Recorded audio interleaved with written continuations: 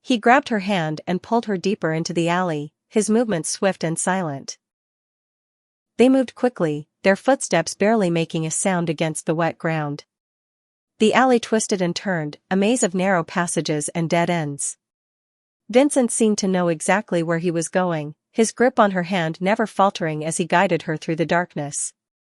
Clara's heart pounded in her chest, her senses on high alert. Every shadow seemed to move, every sound sent a jolt of fear through her. Finally, they reached a small door tucked into the side of a building. Vincent pushed it open and pulled her inside, closing it behind them with a soft click.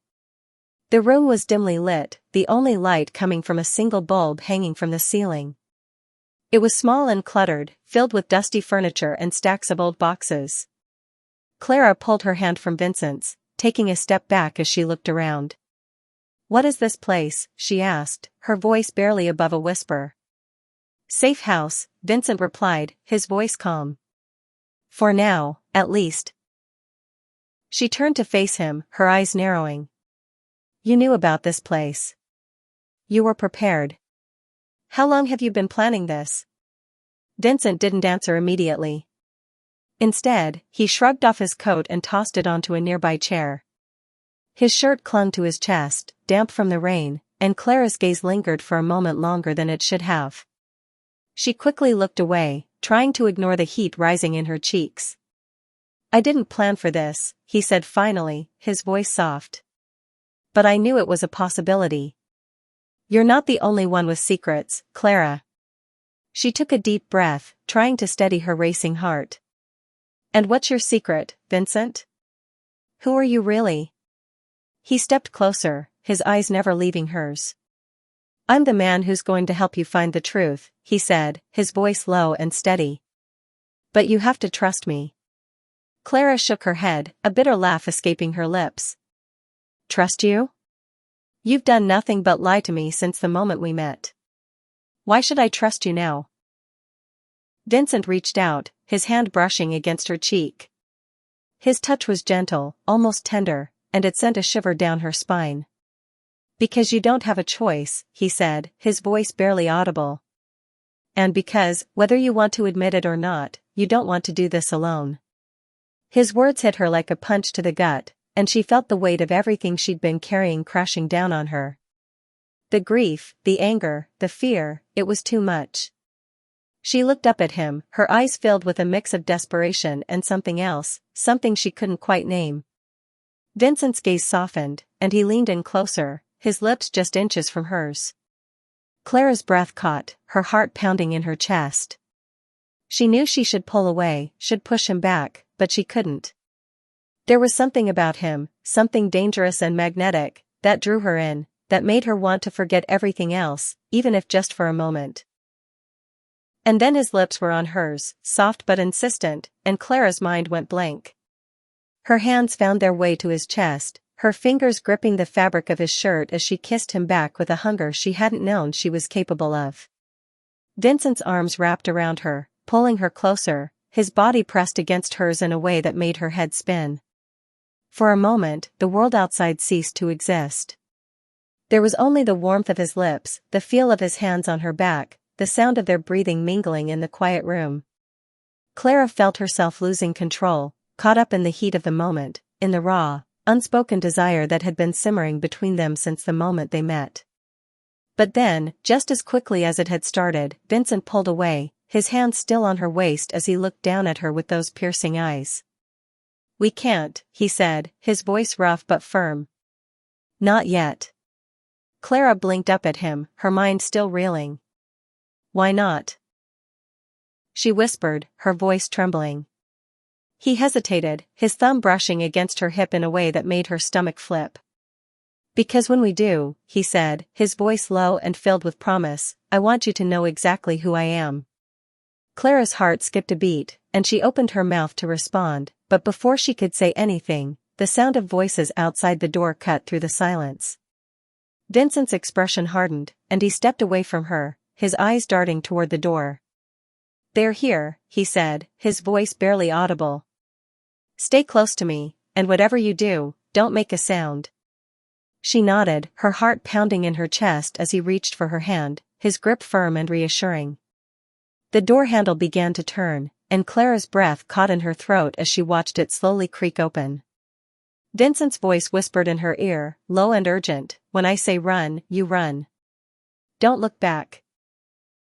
The door swung open, and Clara felt his grip tighten as the shadowy figures stepped into the room. Her pulse raced, her body tensing as she waited for his signal. "Now," he hissed, pulling her toward the back of the room. Clara didn't hesitate. She ran, her hand clutching his as they darted through the narrow doorway and into the darkness beyond. The sound of footsteps echoed behind them, but she didn't dare look back. Vincent's voice cut through the chaos, sharp and commanding. "Keep going," he urged, his fingers intertwining with hers as they sprinted through the maze of corridors.